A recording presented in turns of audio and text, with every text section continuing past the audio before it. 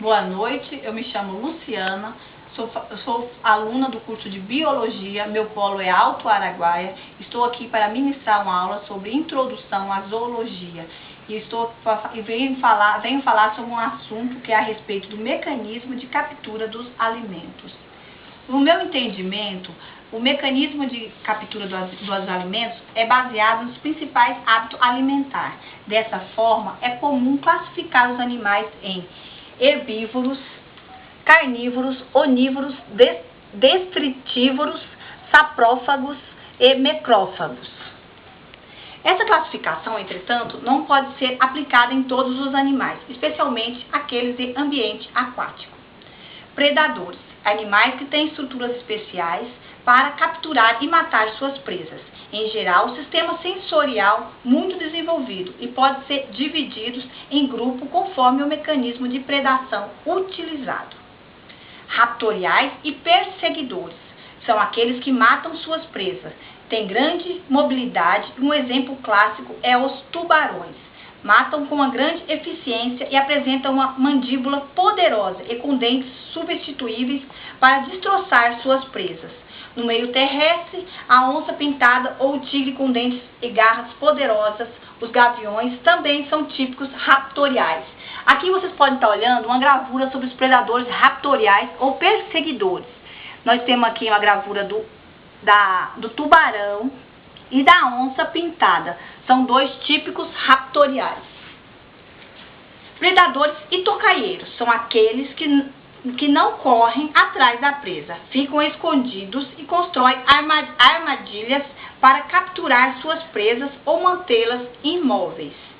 Dentre esses temos o caranguejo e as tamburatacas, as aranhas, as lagartixas, os jacarés, as serpentes e etc.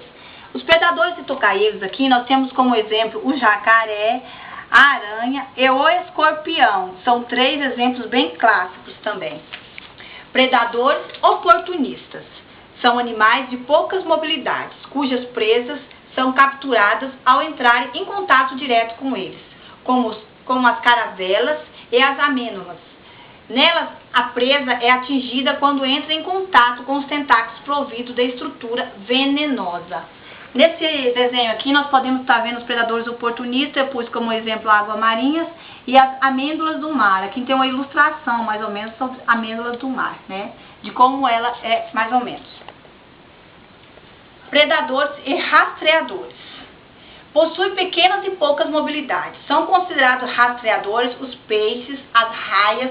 No ambiente terrestre, temos os tamanduás, aves como garças e patos. Aqui nessa ilustração nós temos como o tamanduá e a garça. O tamanduá, porque ele é um rastreador, ele é um predador rastreador devido à questão dele, ele ser fácil, o jeito dele se alimentar. Ele simplesmente rastreia, né, a sua vítima, tipo o seu alimento, que são as formigas. Então ele tem uma facilidade muito boa em se alimentar. Pastadores. Pastadores se alimentam de organismos sésseis. São conhecidos como herbívoros, pois comem plantas e os exemplos são a girafa e a vaca.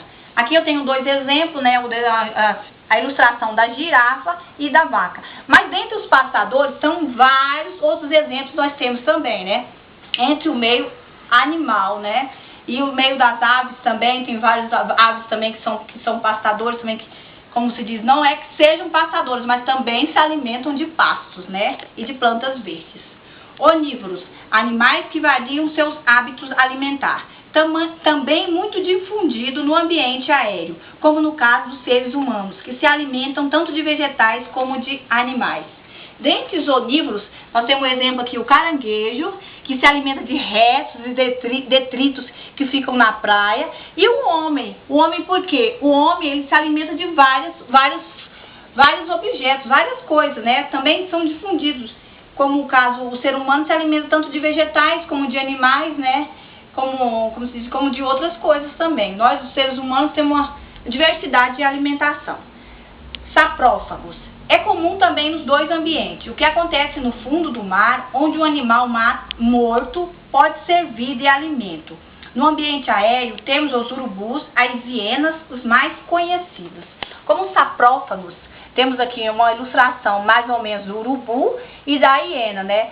O urubu, por sua vez, ele tem ele tem tipo um sistema de limpeza, digamos assim, no nosso meio ambiente, né? Como nós diremos assim, que o ambiente é um sarcófago que ele limpa o ambiente. Ele limpa de que forma? Recolhendo, né, os animais em decomposições, os detritos e animais em decomposições.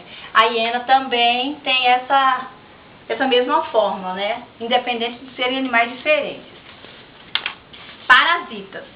No parasitismo, a presa é muito maior do que o predador. Pode-se supor que a evolução foi no sentido do o animal sugar ou se alimentar de tecidos da presa, podendo se tornar menor ao invés de comer parte da presa.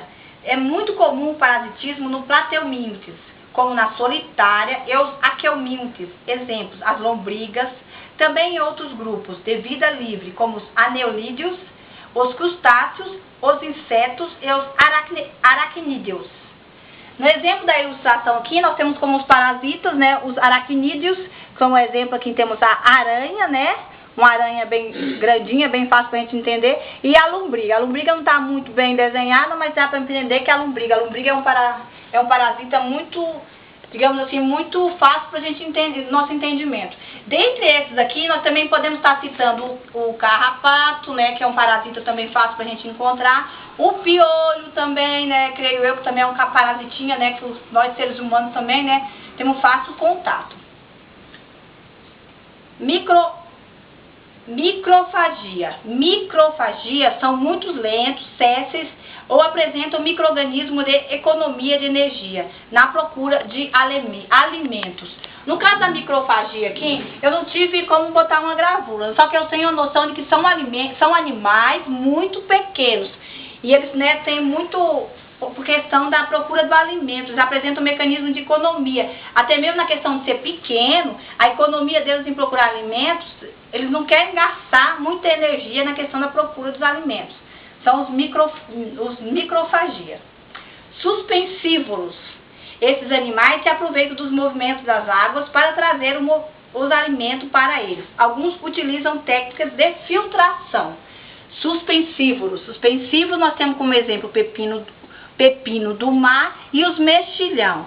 É uma gravura assim meia diferenciada, que foi feita assim por nós mesmos, então mais ou menos dá para entender que o pepino do mar, ele tem a questão de ficar em suspensão, ele fica suspenso dentro d'água. Então, por esse motivo, ele tem como trazer os alimentos, ele tem uma facilidade para trazer os alimentos para ele, devido a ele ficar suspenso, né? E aí tem essa vantagem dele receber, né, vários alimentos da água. Depositívoros. Estão constantemente se alimentando, pois o seu alimento está misturado com as partículas não orgânicas dos sedimentos. O animal só aproveita uma ínfima parcela do que ingere. Dentre esses temos dois tipos, os seletivos e os não seletivos. Dentre os depositívoros, nós temos aqui o tatuzinho do jardim e o côngolo. Esses animais são animais que são organismos, né, de sedimentos. Eles se aproveitam de uma ínfima parcela do que ingere. Ou seja, ele meio que limpa o meio em que ele vive. E são poucos os organismos que realmente faz bem para ele. E dentre eles tem dois tipos, que são os seletivos e os não seletivos.